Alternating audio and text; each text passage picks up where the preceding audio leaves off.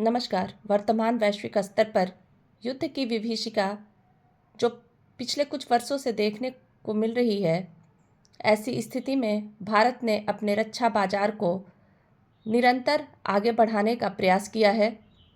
ऐसी स्थिति में जहां भारत कभी रक्षा क्षेत्र में विदेशी आपूर्तिकर्ताओं पर निर्भर रहता था, अब स्वदेशी विनिर्माण में एक उभरती हुई शक्ति के रूप में खड़ा है। भारत अब स्वदेशी क्षमताओं के माध्यम से अपनी सैन्य शक्ति को मजबूत कर रहा है। इससे देश न केवल अपनी सुरक्षा आवश्यकताओं को पूरा कर रहा है, बल्कि एक मजबूत रक्षा उद्योग के निर्माण से आर्थिक विकास को भी बढ़ावा दे रहा है। आधुनिक युद्धपोतों, लड़ाकू विमानों, तोपखाने व अत्याधुनिक हथियारों का देश में निर्माण होने से भारत अब वैश्विक रक्षा विनिर्माण के क्षेत्र में महत्वपूर्ण भूमिका निभा रहा है।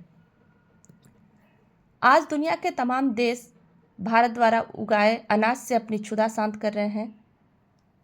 आज जब हम दुनिया की तीसरी सबसे बड़ी अर्थव्यवस्था बनने के करीब हैं, तो इस विकास क्रम में हमें अपनी कई आयातित ज़रूरतों में आत्मनिर्भरता हासिल की। अब दुनिया में भारत के हित अलग अलग तरीके से जुड़े हुए हैं, जिसको सुनिश्चित करने के लिए रक्षा क्षेत्र में भी आत्मनिर्भरता अनिवार्य हो चली है। इस मोर्चे पर भी देश कई कदम आगे निकल चुका है। आज सेना भारत में ही बने 90% गोला बारूद इस्तेमाल कर रही है।